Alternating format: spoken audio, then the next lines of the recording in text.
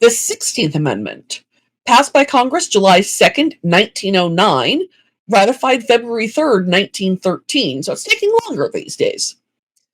The Congress shall have power to lay and collect taxes on incomes from whatever source derived, without apportionment among the several states, and without regard to any census or enumeration. So this one is overturning an actual part of the Constitution. This is where we get some of our blue text. Because this is saying, instead of tariffs, which are bad, and excise taxes, we are going to actually have the tax apportioned by income, by how much you have earned. So that the tax is weighted by how much you can afford to pay instead of how much or how many people there are in your state. Yeah. So real fast, we get to the meat of this. I got to point out, it's been 40 years, the last amendment. Yeah. The last three were all response to the Civil War. Those are the Reconstruction Amendments. And before that, it had been, if the Constitution is broken in how we elect the president, let's fix that. So it had been 60 years. Starting in the Civil War, actually, the idea of an income tax was becoming more popular because it makes more sense. I have a really hard time with people who don't get why income tax is actually a good thing. And I think in most cases it's because they don't want the federal government to have money. But we really do need that money to run a federal government. Like, we rely on our federal government for more than a lot of people realize, I think. And yeah, there are a lot of departments that a lot of people don't think we need. But we can't maintain the Department of Defense at its current level without income tax. And a lot of the people who are anti-income tax are pro-military. And you have to pick one of those. We cannot make enough on the taxes that were permitted under the original text of the Constitution to afford our current military. It just does not work. And almost every tax that isn't an income tax, poor people pay more of their income than rich people do. I have been ride or die for years that Washington State needs to abolish their state sales tax and replace it with a state income tax. Because our current tax structure in Washington State is one of the most regressive in the nation. Because we have property tax and we have sales tax, and for the average citizen, that's practically it. Gas tax and cigarette tax, things like that. But it's all direct taxes onto the consumer, not income tax. Now, this is the amendment I think that got both Al Capone and Kit Hovind, right? Yes. Put them both in the section. Al Capone wasn't declaring his illegal income on his taxes. And there have been people who have argued that the Fifth Amendment prevents them from having to do that because it would be self-incrimination, which is probably why the from whatever source derived clause is in the 16th Amendment. But what with one thing and another, they weren't getting him on any of the other stuff he was manifestly guilty of. But murder, whatever, smuggling, whatever, fraud. RICO wasn't a thing yet, but they couldn't, But the accountants were able to go through what he was declaring as income and, other documentation and be like, yeah, this guy's not paying his share of taxes. And so that's how Al Capone ended up in Alcatraz, because Alcatraz was a federal prison. Tax evasion is a federal charge. Yeah, you're seeing this one Batman skit on YouTube where it's like Joker was like, Batman, the Batman, I'll take him on any date. The IRS, no, thank you. Yeah. You don't want to mess with, the problem right now is that the IRS is underfunded, deliberately so. Every attempt to put in more IRS agents has gotten certain people to freak out because they don't realize that it's a lot cheaper and easier to audit you than it is to audit Jeff Bezos or Elon Musk. Because your finances are so simple. You have a job. You have a bank account. That's pretty much it. We don't have to worry about your offshore holdings. We don't have to worry about your stock. We don't have to worry about, any of that. The paperwork is simple. It takes one person, maybe a few days, and your audit is done. But for someone with millions to billions of dollars, it's a lot of work to do an audit. So the IRS basically just doesn't. The proportion of people... Huh? Sorry, go on. I was going to say something, but... The proportion of poor people being audited to rich people is badly skewed at this point. And it's sheer practicality on the IRS's part. Yeah. However, that is how they got our favorite creationist a few years ago.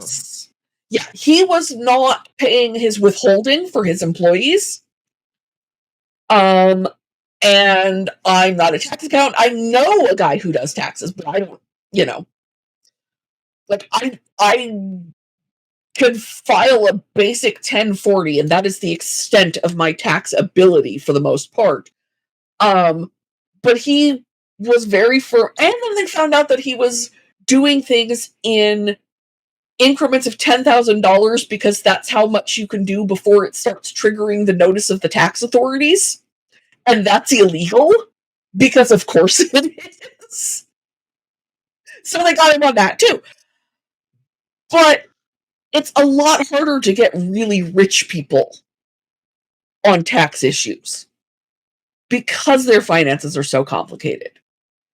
And one of the things that was going to happen if Harris had won was that she was going to hire IRS agents specifically to go after the wealthy, because it needs to be more even-handed that way. Because right now there are a lot of what you call loopholes. Yeah. There are a lot of loopholes, and there are a lot of people that are almost certainly violating the law, but we can't afford to find out. Yeah. I think that what they call it, a lot of them use the I don't know if it's the Swiss banks or European Swiss banks, Cayman Islands. There are a lot of countries. Well, there aren't a lot, but there are a handful of countries where they have banking laws that are better at hiding information from other countries' governments. Switzerland is less about this because they're tired of being, a haven for criminals. But the Cayman Islands still makes a fair amount of money on banking, and specifically on banking to people who are hiding money from their government. Yeah, another. I think this was one of the Simpsons, and he said, I cannot. The guy says, I cannot relay any information about my client's illegal accounts. He said, oh crap, I didn't say he's a client. Since it is illegal.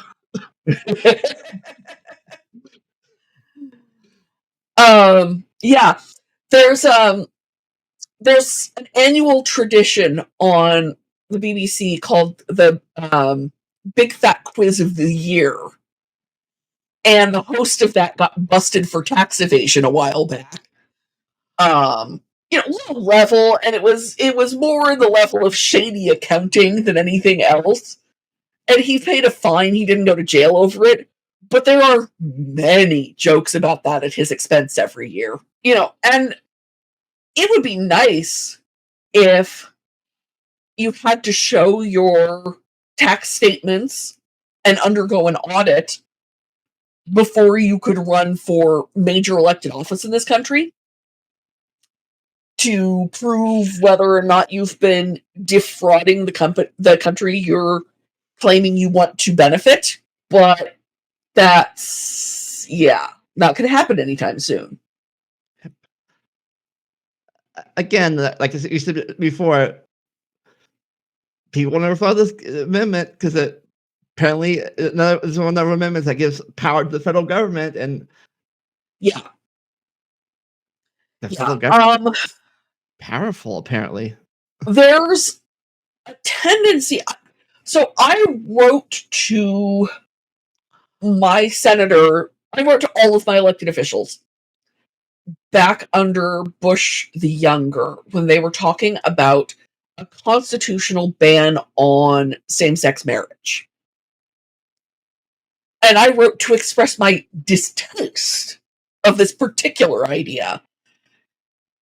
And I believe it was Maria Cantwell who wrote me back. She's one of my senators, wrote me back and said that with one exception in this country, constitutional amendments are for giving people more rights. And I don't think she was including the 16th Amendment in that. But in a way, I feel that it is, because it gives you the right to believe that finances in this country are equally shared. It gives poor people the right to equal financial protection by and from the government. And what I will say the 16th Amendment is it's part of an ongoing stripping of the powers from one small elite class that happens a lot with constitutional amendments. Because the wealthy could afford to pay the tariffs on their fancy imports. And they could afford to pay the excise taxes on their alcohol and things along those lines. And the poor couldn't, so they had to go without. And what an income tax does is it says the rich need to pay a higher share because they can afford to. Mitt Romney, when he was running for president, was complaining about all the people who don't pay income tax in this country. And, I'm one of them. I don't pay income tax.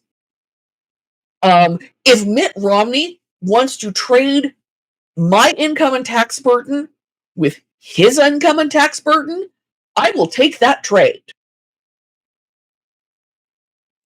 Because he would not be able to survive on my income and tax burden. I know that because I can't. And I'm not used to having the level of privilege that he does.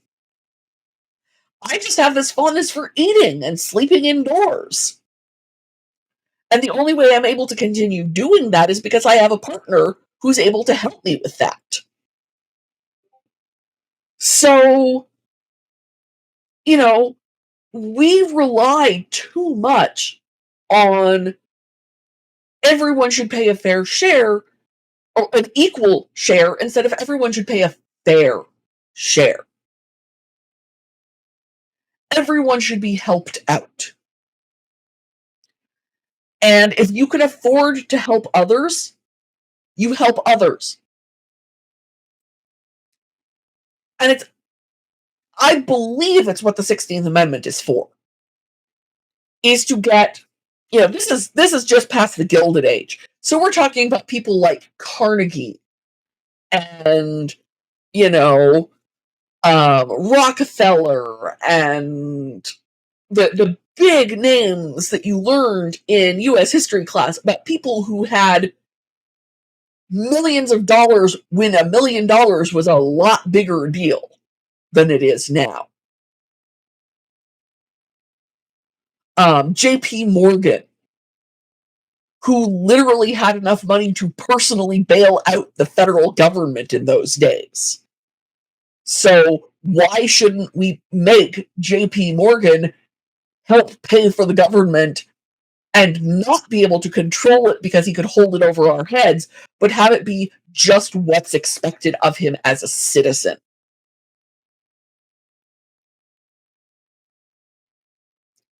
That's why the rich should pay more, because they can.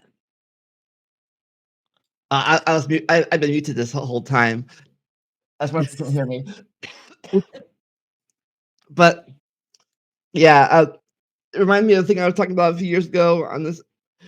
About talking about the difference between equality and other stuff, where the different ladders, one ladder was equal ladders, but the trees this way, it doesn't matter how it is, and the different. I forget what the starts with E, equality and equality and equity. Yeah. And what we are looking for is equity. Elon Musk can afford to pay a whole heck of a lot more into the government than I can. And what's more, he won't miss it if he pays a whole heck of a lot more, because he already has more money than he can spend. I mean, I suppose he could personally buy another company and tank it, but, everybody needs a hobby, I suppose. The Tesla, SpaceX, and Twitter. Mm-hmm. Still refuse to call it. I still don't, not calling it X. Yeah, well, even though technically it is, but whatever. It is going to be an X website not too long, if you want my opinion. Triple X. Well, I mean, it's getting there, but I just mean that he's going to run it fully into the ground. The first few days after the election, thousands, hundreds of thousands of people were dumping their accounts there and moving to other sites. It's reaching the point where it's basically just the bots and the scammers. Yeah, I still have mine just sometimes to check out what's happening there. Yeah, but I remember the pre-blue check marks thing. Now the post-blue check marks, you have to pay for it now. Mm-hmm. Before it was the verifying thing, like I guess celebrities and stuff. Now it's like, oh, you pay money, you're verified. Mm-hmm. No. Yeah. And in the first few days of establishing that, he realized what a terrible idea it was, but he couldn't walk it back at that point because he can't admit he's wrong about things. Yeah, all because they banned Trump from having a Twitter account. Yeah, it's partially because he wants to believe that he's funny, and he's not. And so if he owns the site, they have to acknowledge that he's funny. Because people were mad that a private, like I said, it was.